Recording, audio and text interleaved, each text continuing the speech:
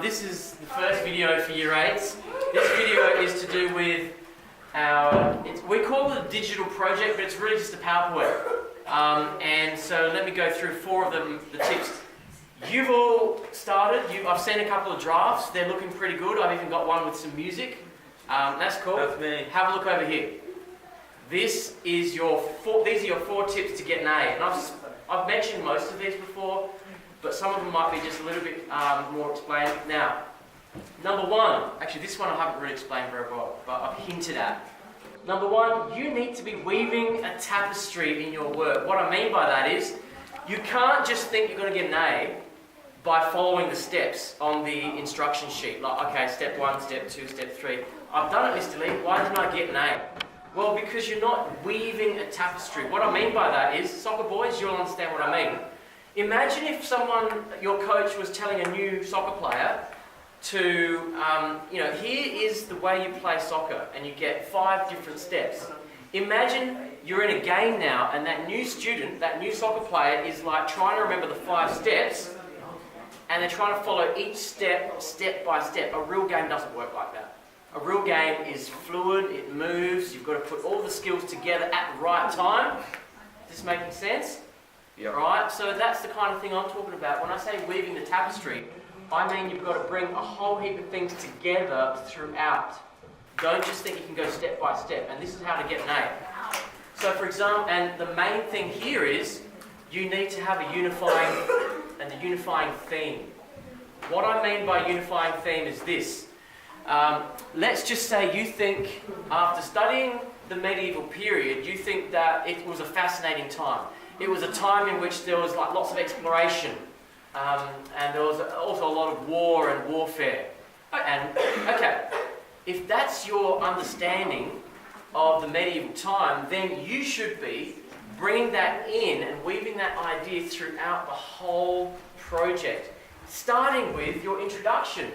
This student sample is at the A level, but it had a couple of things that could have been done better. Number 1, it should have had an introduction, and that introduction shows you what you think about the medieval period. Yeah, it was a fascinating time, a time of exploration, of advancement in science as well as exploration, something like that. Now, when I talk about unifying theme, I don't just mean in the introduction, I mean throughout every step. For example, your vocabulary.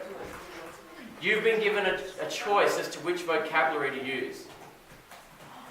Okay, so the way you choose that and the pictures that you choose to present with your vocab section.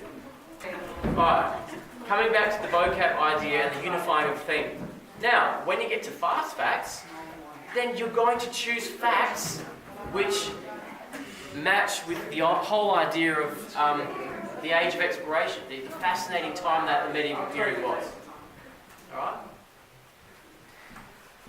Secondly, let's come back to our points to get an A. You need to use creative thinking for the process. Don't forget, I've made it part of the assignment that you include a process. In other words, like a how to do something. I've got someone doing in this class, I think, how to create a medieval tapestry, like using the loom structure. Someone else did how to slay a dragon. Here you go, that was an interesting one as well. Or here's another one, how to dress up in the warrior, like dress up as a warrior, like Joan of Arc, a female warrior. So there are a whole heap of different things you can do. Be creative. Why I say you need to be creative is because you can't just go out to Google or your research sources and go, oh, there it is. That's the information I want. You've got to read different sources and then be creative and think, okay, how would I go about putting together an instructional piece, a process on my particular topic? So whether it's how to slay a dragon, you've got to be creative about that, okay? And be a little fun, add a few jokes if you need to. So that's being creative there. Now, thirdly, use a key episode for your focus person. So everyone's chosen a focus person, whether it be a famous explorer, map maker, leader, perhaps a famous warrior like William the Conqueror, or maybe even Joan of Arc. Some of you even chose mythological leaders like Beowulf, maybe even King Arthur or something like that. So they're all good.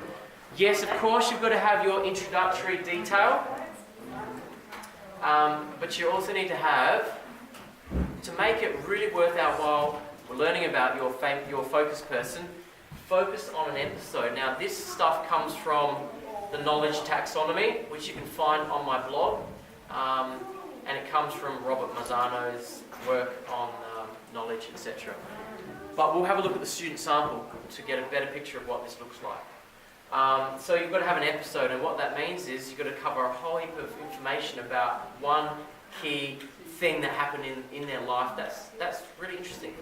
Lastly, you need to journal the whole process. I want you to, and that includes how have you developed or practiced your habit of mind, whether that's persistence or creative thinking, or whether it's listening to others, or a big one for a lot of people maybe, managing impulsivity, or maybe all four.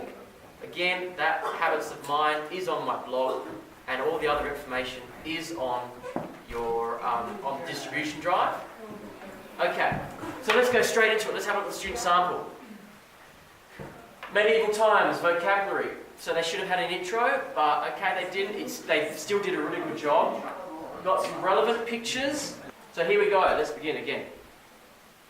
With your vocab section, the ways to get an A include choosing the correct ones that fit with your focus person and the theme, the unifying theme that you're talking about.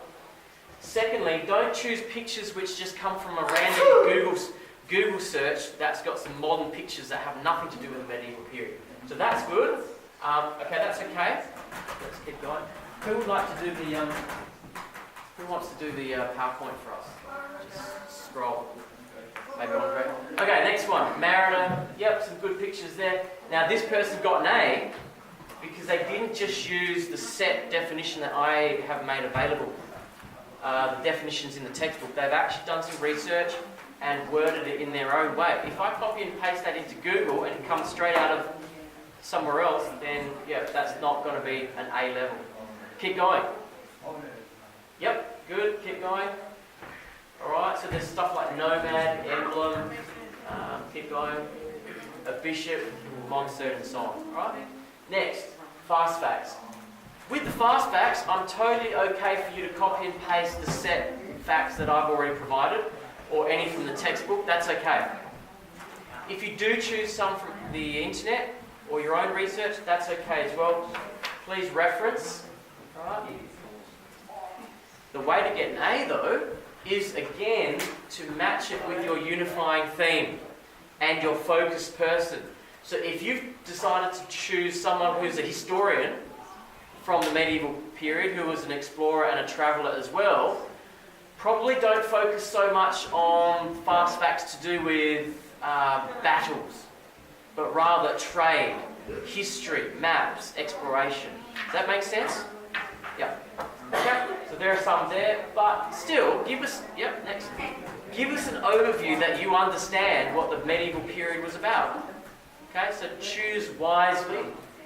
Some more fast facts, alright, and so on. This student could have done a little bit better with that.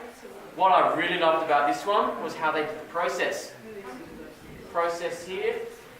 They made it look like an article, which is a bonus. They probably found a really good template for their PowerPoint, but here's the thing I like. Yes, some people have just put process there. More creative, more A-level stuff would be to say how to be a merchant in medieval times. But you know what I like about this student's work? She's made it look like an article, so she hasn't even said how to. She's actually made it like an article and said merchants of medieval times. She's got a little bit of an introduction here, which will fit with your unifying theme and idea about your understanding of the medieval period. Then right here, so then they've got how merchants sold their goods. So what I like about it is creative. It's not just ticking the boxes and saying, I've done that, I've done that, I've done that. She's actually thought about how to present it and make it feel a bit more like a polished product. Can you see what I mean? Can you see what the sample is doing here? Right, then she's got 1, 2, 3, 4 steps. Because each of her steps are quite large, that's good. If you're not going to write that much for each of your steps, you probably need about 7 or 8 steps. Okay? But what I like about this is she's actually explained it in more detail. Merchants bought goods produced by peasants. Okay, it tells you what they need to do next. Travelling was hard in medieval times, so etc. Merchants sold their products. She's telling us how to be a merchant in medieval times. Okay, next slide. By the way, that's exactly what we mean by use creative thinking for the process. Not only has she presented it creatively, but she's also thought about, she admits this in her journal, she spent lots of time researching this topic, the topic on being a merchant. She had to put it all together in a creative way. You guys are in year 8, 1 year up from year 7. You guys need to be able to produce original, quality, thought out projects. No longer are the days in year 8 at this late, like term 3, you must not rely on copy and paste. Absolutely not. In fact, there are some projects and some teachers, some contexts, you'll be given a 0 if we found out that you were copying and pasting. So you've got to be creative, right? Lastly, this is our famous person. So they've done the background, it's done in paragraphs, which is great. A lot of people do dot points. That's probably a little bit lighter on to get an A. Write it up, explain their background, probably when they were born as well as some of the key features of their life. Next slide. The thing that they probably didn't highlight specifically was the episode. In other words, was there one really interesting thing that happened in their life which they could focus on? Well, perhaps for this one, it's probably his final trip through this section that may have been adequate. But okay, what does an episode include? It needs to include the people involved. Okay, some of you might do a battle as the episode. So who were they fighting? Who was the main leader, opposition? Where did it happen? Was it, for example, for Joan of Arc, in the Battle of Orleans, that's where it happened. When did it happen? What caused it? Why did it occur? What was the effect? All of those things makes for an interesting presentation on your focus person. Great. They've also got a map as well. They've got a map here. Let's pause the video. Habits of mind and the journal. Yes, you need to journal how you went from beginning to end. If you have been journaling already week by week, that's great. If you don't think you've done that yet, then just summarize it into a page or 2 on your slide. However, don't leave it at that. You need to focus on a habit of mind. Do you guys want to be successful in the future? Yes. Did you know that people have done research on the 16 most important skills of habits of mind that the most successful people in the world have often shown in their life? People like Steve Jobs, people like Bill Gates, other successful people, presidents and so on. Well, I've given you about 4 basic habits of mind to focus on. So she's focused on this one. Let me read a little bit of this for you. The digital portfolio was well planned and organised. There was enough time for each section. Okay, thanks guys. I reflected on the answers before typing it in to avoid any mistakes. Before this digital portfolio was started, goals were made to ensure that the portfolio was in its best state when handing it up. The answers in the portfolio were clearly thought about, information were gathered and were compared to obtain an accurate answer. Right, finally, habits of mind: persisting, striving for accuracy and precision, and lastly, a reflection on the whole process and how problems she encountered. Journaling is some of the best types of journaling are ones that talk about problems encountered and how you resolve them.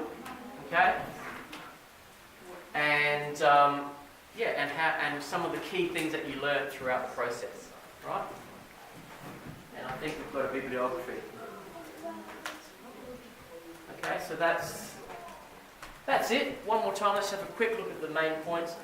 Are you confident that with this information you can achieve an A? Can I have a show of hands there? Who reckons yet? I'll have a watch this video again and I reckon I'll be able to get an A, no problem. Okay? Right, good. Keep at it, keep your drafts coming in and we'll see those final projects soon.